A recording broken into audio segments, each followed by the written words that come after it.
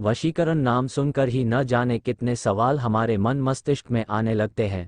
आप में से कई लोगों ने कभी न कभी इस शब्द के बारे में जरूर सुना होगा। दरअसल यह एक ऐसी प्रक्रिया है जिसमें किसी भी व्यक्ति को पूरी तरह से अपने वश में किया जा सकता है, जिससे वो वही काम करने लगता है जो आप उससे कराना चाहते हैं। दरअसल यह एक ऐसी प्रक्रिया है जो प्राचीन समय से चली आ रही है और लोग जाने अनजाने इस पर विश्वास भी करते हैं।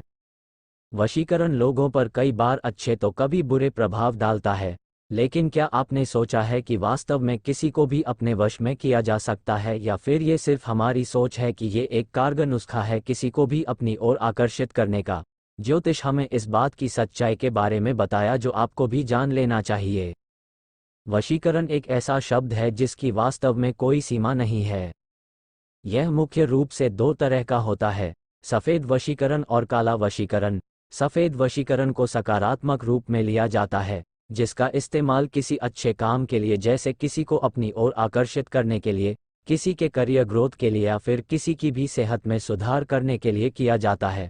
वहीं काले वशीकरण का सीधा सा नकारात्मक मतलब होता है। इस तरह का वशीकरण सीधे तौर पर तंत्र विद्या से ही किया जा सकता है और इसका उद्देश्य किसी व्यक्ति को नुकसान पहुंचाना होता है।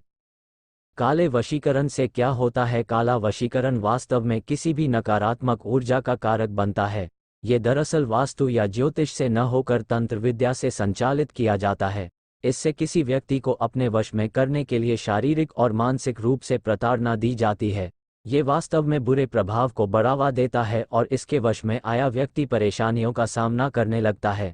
इससे किसी भी व्यक्ति का दिमाग सुन्न होने लगता है। क्या वशीकरण से किसी को वश में किया जा सकता है? अगर तंत्र विद्या से जुड़े वशीकरण की बात की जाए तो किसी को भी ज़्यादा समय तक के लिए वश में करना मुश्किल है, क्योंकि वश में आए व्यक्ति का दिमाग बहुत जल्द ही इस प्रक्रिया से बाहर निकलने लगता है। वास्तव में ये कहना गलत ही है कि वशीकरण से किसी को वश में किया जा सकता है, क्योंकि उसका अवचेतन मन जल्द ही सचेत होकर उसे अपनी पूर्व स्थिति में लाकर खड़ा कर देता है।